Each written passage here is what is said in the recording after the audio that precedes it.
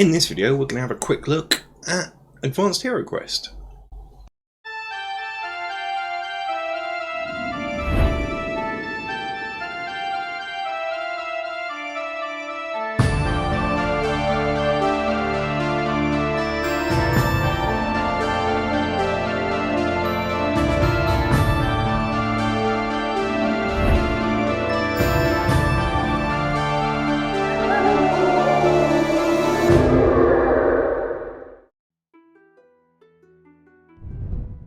Hello, I'm just having a biscuit and a cup of tea.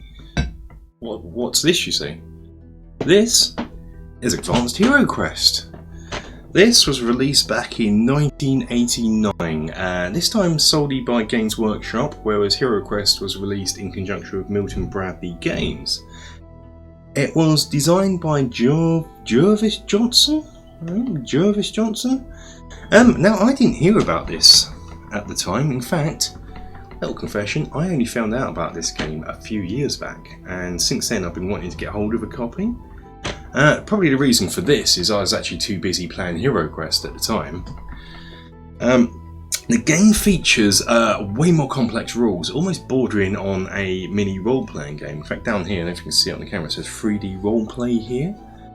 The game features a modular dungeon rather than the board that was in Heroquest, and has the inclusion of henchmen for characters. So you have your playing character and you can have some henchmen join you. All the monster variety though has been removed. All that's in this is Skaven. So shall we have a little look what's inside the box? Shall we have a little look? Shall we have a look? Or shall I have a biscuit first?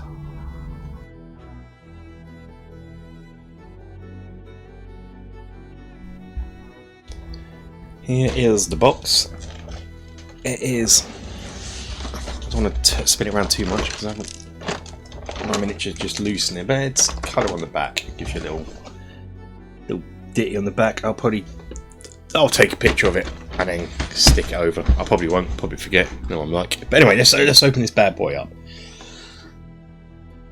Inside the box is the rulebook. This is a black and white rulebook. It's quite thin paper. I think what you're meant to do is this I think some other Games Workshop products this time, you're meant to separate it and punch holes in it. I'm just telling you where to punch holes in.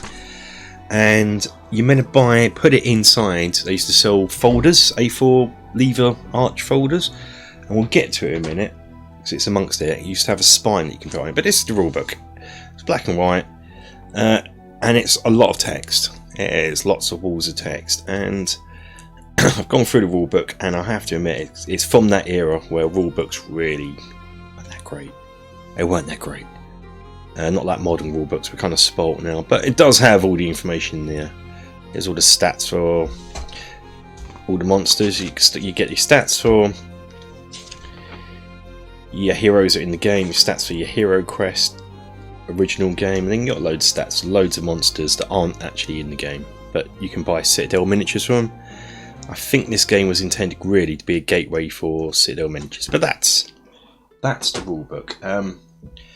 Then we'll get to the plastic in a bit, but then you've got these tiles. So the tiles are like jigsaw puzzle pieces. So you have this, and what these will do is, as you explore, you'll snap them in to form dungeons. So you've got junction here, you can put one here like that, and then you can have a T-junction here. So yeah, you basically got straight corridors, bends, T-junctions as your main bread and butter. But then you also, if I can try and get rid of these, you have quite a few of these because obviously you can explore for quite a bit, but you'll be reusing these. We'll get to this on how to play, but basically someone's going to be mapping the dungeon, and so when you reuse these and go back to an area, you reset it up. But you have quite a load of these. A load of junctions. Look, there's a crossroads here. There's 4. You have T-junction, as I said, and I've to put it away. Can't find it now. Corner pieces, like those. That's those. You then also have some rooms. Oh, also these are your entrance stairs where your heroes will start and probably exit from. You also have the little small rooms. These are single-sided. They're quite nice cards, nice card stock. So these are going to be the rooms you can open up and explore into. Quite nice. I like the fact that not all of them are, most of them, you know, have squares, but some kind of go a bit interesting squares. So that one's fairly squarey, and this one isn't. So I guess these are your squares here represented. So it's quite nice. You have those. You have some larger chambers, again single-sided. Just a plain one with a bit of detail on the floor, and then one. Imagine this could be the end one. These. Now for the quest, now look away if you want to play this, because these are going to be, I suppose these are fine. These are going to be given out to the players for the quest that's included in the game, little maps to help them out, which is, I think, is a nice touch. But I like a bit of visual player handout. Then we got some tokeny bits. So these are fireballs that will be used in the game, and this is a magic circle. Ooh. A pool that you put in, and a revolving room. So this is a circular room that will spin round. That's quite nice. I have a chasm here. It's nice, and this is the shattered amulet, which I kind of like. This reminds me of, especially with the magic wheel here. If you've ever played Silver Tower, recent dungeon crawl released by Games Workshop, you recognise these symbols from that, and this amulet sort of almost has the same sort of thing. You can split this apart and it breaks up, almost like the little pieces you collect in the Silver Tower. And next up we have this sheet here. These are tokens, so these represent the character models that you have in the game, because you don't have the models for them. So you'd use these, I don't know, put them on a stand, I guess, or something like that, until you, and it always says, until you buy, just move the mic, until you buy the Citadel miniatures. As I said, it's a bit of a gateway drug. But yeah, these tokens here are what the Games Master will use to harass the players. So he'll earn these throughout the game, and he can play them at certain times. There's trap one, and what he would do potentially is, I believe he picks them at random. We'll cover this on how to play, but he picks them out at random, and these are what he can earn. So when he earns them, he picks them at random, and he has a stockpile. So sometimes when the player perhaps searches a trap, he can play a trap token, or there's an escape token. I think that's when a monster wants to run away. Fate, wandering monster, so we can have wandering monsters to the board. Character, I believe that's when he can bring one of these on. And an ambush, so we can set up loads of nasty. So they are the GM tokens. Next up, we'll have a look at this here. Now here's the spine I was talking about. This thing here, so you'd put that in the folder, in the Games Workshop folder, and they'll be quite standardised. They'd all have this plain spine that you can slip something into. And so this would tell you this is your Heroquest rulebook in spine, and you could also add, like, I don't know, if you bought White Dwarf, you could hole punch the expansions from White Dwarf and put it into this folder. I actually do think that's quite a nifty idea. I don't know if I'd like to see it back, because it does mean your rulebook's a little bit, I don't know, a bit ropey kind of thing, but it really does feel like thin paper, and I'm torn by it. I kind of like it and kind of don't. We have some more monster character chits here. That's what they are. This was where the stairs were, and other bits and pieces, but here you have some other stuff that you can put on the board to decorate it. So you have a pit here, a trapdoor grate here, so you have a trapdoor and a grate there, some chests, some portcullises. Here is a rope bridge and a throne. I think for these I may replace these with the ones from Heroquest, just because they're nicer. And I think the Mines of Moria set had some trapdoors, which I'll probably use. These are monster wound chits, so if you wound a monster and it's not dead, you can put these next to it so you know how many wounds it's got.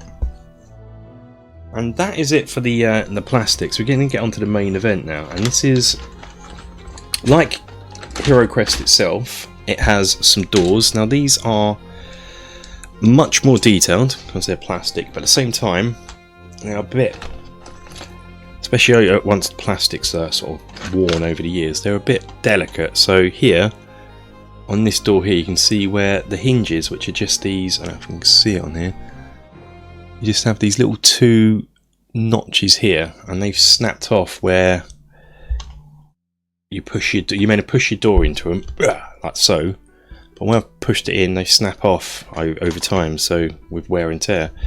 And that's happened to quite a few. I think I only have, like here you can see there's only one on here. This one's missing up the top here, but it's got it down the bottom. But yeah, the doors are nice, I have to admit, but I think most of mine are actually broken, so that's the only downside to them. But they open like so. So you have closed door, an open door. So rather than Heroquest where you take the card out and replace it with an open one, you can just push the door open. So you get 6 of those. I might end up using Heroquest ones anyway, or maybe making my own. I don't know, finding some replacements. But so on one side it's like plain door, on the other it's got some bit of detail on. But now the miniatures, which is probably the miniatures, I have to admit, are superb. Oh, let's get these out of the way as well first, shall we? The game's played just with 2 20-sided dice. Is it 20-sided dice? 12-sided dice even. And 2 12-sided dice you get. You don't get any of the cool combat dice from Heroquest. So you get 4 characters in them, which we'll cover a bit later on who they are and what they're called. Effectively, it's the same sort of classes as the original Heroquest. Where's the warrior? There he is. So instead of a barbarian, you're getting this knight guy. Here, you're getting a wizard. He's a bright wizard for you Warhammer people. Probably know what that is. You get an elf. Just an elf. Doesn't say really what class he is. Just an elf, like Heroquest, and a dwarf. Now, as well as the heroes you can take, the game where it's advanced, you can also take henchmen. So a player can have a load of henchmen with him if you can afford to keep them and stuff. And so what I've done, you get 3 henchmen. You get 12 henchmen. So I've worked out 3 apiece, but of course one player might have more than that. But for my painting, what I've done is, say for my bright wizard who has this sort of black, yellow and red theme, my henchmen will be painted up to match, so they're in the same livery as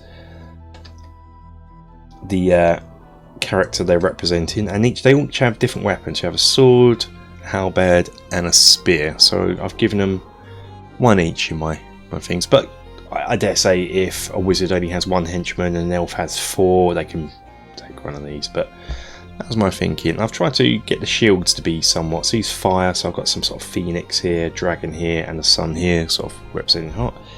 So that's the wizard. The warrior, I've just gone for this straight lion-y type style on the shields for these ones, but they're red and white on their livery, and so it's a red field with a dragon, a silver dragon or white dragon. It's cooked, but white's metal. In white and yellow represent silver and gold in what's it called? Art suits of armor. Not suits of armor. Livery and I forget what it's called. I've had a heavy day at work. I'm sure everyone's now furiously typing and can remind me. Oh my god, your family crest, your that coat of arms. Oh my goodness, not editing that out. Yeah, so these are kind of yellow and white, so they all match up nice with him. And what I've tried to do as well with the models, because you can't really look, so I've got it zoomed out for this, but these have sort of stubble on their faces. It's not going to auto zoom in, but let's see if we can. Anyway, these are more, I thought warriors are more rough and ready, whereas the wizard is same sort of gruffs type skin, but without the stubble kind of thing. So there's that. The dwarf was a blue and gold, so all his men-at-arms are going to be the same. So they're blue, but they're also their jerkins. If you look here, the wizards and the warriors have black jerkins on, and the dwarf has some brown studded armor ones. So you can sort of see how they sort of do match. I guess this comes from army painting, And the elf, you get him, and he's green, being an elfie. In those days, elves always wore green. I suppose I still do now if you watch Lord of the Rings and Hobbit. Yeah, so they got green. And again, for their shields, I went for more woody animals like stags here, and I think that's meant to be a lion head. Can't really tell, but yeah, there's those. Now, the disappointing thing about Advanced Heroquest is you only got one type of enemy in it, which is Skaven. But not only that, you only got one type of model for Skaven, repeated multiple times. So you effectively just got, look, you can have this Skaven, or you can have this Skaven, or you can have this Skaven. So once you've seen one Ratman, you've seen them all. So you get quite a few of them though. But the game, even the main quest that comes with the game, there's lots of different types of Skaven. There's plaguey, bearery, priesty, monkey, thingy, majiggies, and even in the sort of that you can potentially meet. But even in the base game, there's something that quite common would be warriors and sentries, but there is no differential between the type of models. What the game did come with, though, I don't think I've painted over most of them. Yeah, the game, if I can show you, the game, because I haven't painted over the bottoms, come with different colour actual bases. You had a grey base, a black base standard, and a green base. So I think you're meant to use these to represent, you put your Skaven model in different colour bases, and suddenly that becomes special Skaven. That sounds weird, but I've sort of kept that going even though you can't see it. So all these ones with the green base underneath, even though I've painted them so you can't see it, the base colour on top. But what I've done, these will represent my sentries in the game. So at least I've got warriors and sentries, and I think I've got some gutter runners from Silver Tower that I can potentially use, because there are assassins and things and other things that I can potentially pull out. So I don't have any Skaven apart from these. I think they're buying some though. But anyway, so my sentry, if you can see here, has a slightly different darker skin tone. So my normal warrior is quite orangey, and my sentry is quite browny. But not only that, is the sentry is black, wearing a black sort of tunic, and my warriors have this dirty green tunic. So just from that you can see they are acting differently, and that is what you get in the box.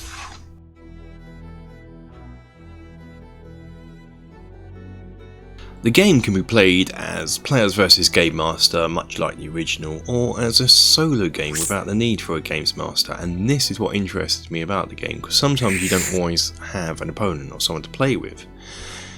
In either case, the dungeon this time is going to be randomly generated using charts. There are 4 new pre-generated characters for Heroquest. These are Heinrich the Warrior, Swen the Dwarf, Magnus the Wizard, and Torlillian the Elf. But there are also stats for the old Heroquest characters as well, if you want to use those. Another option that the game gives players is to create their own characters, filling in character sheet with their generated stats. The profiles for the characters are different, and I think they're more in line with Warhammer, or Warhammer at the time, using stats such as weapon skill, ballistic skill, strength, toughness, wound, speed, intelligence, and bravery. In a 4 and 3 player game, the players just use their characters. If there are only 2 players, each one gets 1 character and a henchman. Henchmen are a new feature of the game and come in 2 varieties, men-at-arms and sergeants. If there is only 1 player, they get to use their character plus 2 henchmen. This makes a real big difference, because in Heroquest, if you only had 1 player, they would probably have to play all the character parts, which sometimes, if they weren't interested in playing the dwarf, for instance, they'd probably still have to, because otherwise the game would be too difficult. So I like the inclusion of henchmen. To begin with, the GM will place the exit tile, 2 corridor tiles, and at the end a T-junction. The game is broken down into 2 types of turn: exploration turns, in which the players will move about and explore the dungeon, and combat turns, in which they will fight the beasties they have encountered. Each turn type is further broken down into phases. The exploration turn has a hero player phase, an exploration phase and a game master phase. It is during the hero phase that players move their characters and henchmen around the dungeon. They also use their heroes to open doors, search for treasure, traps and secret doors. If a player moves a hero to an unexplored part of the dungeon, either by reaching the end of a passage or by opening the door, their move phase ends and the new dungeon sections will be generated during the exploration phase. The exploration phase has a lot of dice rolling and a lot of chance to look up for generating the random dungeon. I recommend photocopying and printing out the GM cheat sheet in the rulebook. If the hero is exploring a junction, they will find new passages and corridors leading off from them. If it is a room door, there could be a room or a passage behind it. This will be decided by dice roll. Evens it's a passage, odds it's a room. 9. Odd, it will be a room. If it's a door in a passage, this will also open up into a room. One player has the task of mapping the dungeon, as when sections are needed to be placed that you have none left of, they are taken from explored areas the furthest from the players. In the Games Master's phase, the GM will roll a dice and on the result of 1 or 12 he will draw a dungeon counter from a cup. These are things that the GM can play during the game, such as wandering monsters and traps. So these will be placed into a bag or a cup, and it will be these that the GM will pick at random for and then stock up and use later on. So let's see if I get one. 2. I don't. The game uses 12-sided dice and does away with the combat dice from the original game. Now combat is worked out by rolling a certain amount on the D12 determined by the opponent's weapon skill and comparing it to the attacker's own in the case of melee or their ballistic skill in the case of range. Damage is then worked out by rolling a number of D12s based on their strength and what weapon was being used. The number of dice that is equal to or greater than their opponent's toughness is the number of wounds inflicted. Whilst only Skaven models were included in the game, stats for lots of monsters are in the rulebook, including monsters from the original game. There are also rules in the game to incorporate the original board and furniture and features into random dungeons of the advanced system. There is also a Between Expeditions section of the game and brings a lot of RPG elements into the game and makes it feel like a living, breathing world. So there's stuff like a cost of living to be paid, random events that can occur such as players falling ill or being robbed, and you can buy equipment and you can train your heroes.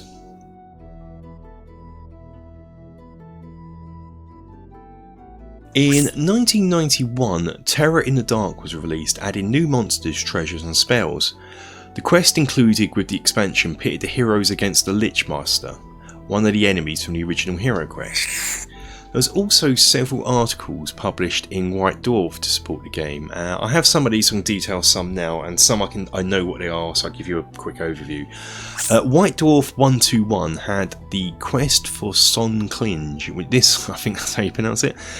This featured 2 new dungeons, new monsters that included Orc Sentry White, Sorcerer of Nurgle and Prince of Karad. There was new traps and hazards, and this had a Jade Wizard spellbook, as the only spellbook included in the core game was for the Bright Wizard.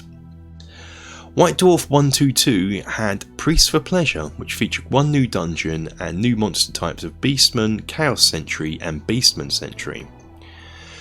White Dwarf 125 had the Amethyst Wizard spellbook, 1 new dungeon called The Dark Beneath the World, and stats for such famous characters such as Gottrick Gurnisson, the Troll Slayer, and his companion Felix Jaeger, who was a human warrior.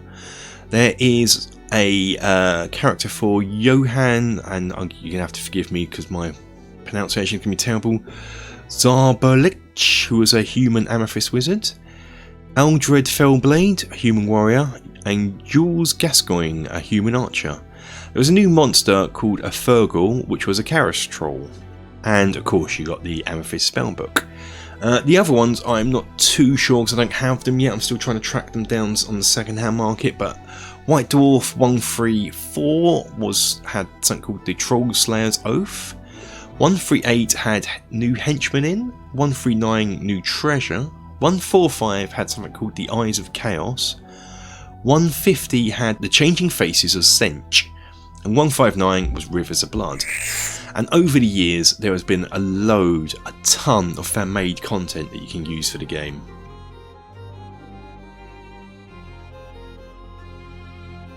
Much like Heroquest, you're going to have to turn to the second-hand markets for all of this, and as this game is long out of print and the prices can vary dramatically. For my copy, I actually got it for about £40. I think it was mislabeled on eBay or something, because normally I've seen them go up to £100, so I was very pleased with this. This has been what is Advanced Heroquest. Hopefully next we'll get a game played and we'll do a review of what we think of it. So thanks for watching, guys. If you could subscribe if you haven't, please leave a comment, because I love reading them, love replying to them. Hitting that notification bell to be notified of all our releases, and until next time, guys, take care. Thanks for watching, we hope you enjoyed it. If you did, hit the like button and leave a comment. If you haven't already, please subscribe. Stick with the channel for many great videos to come.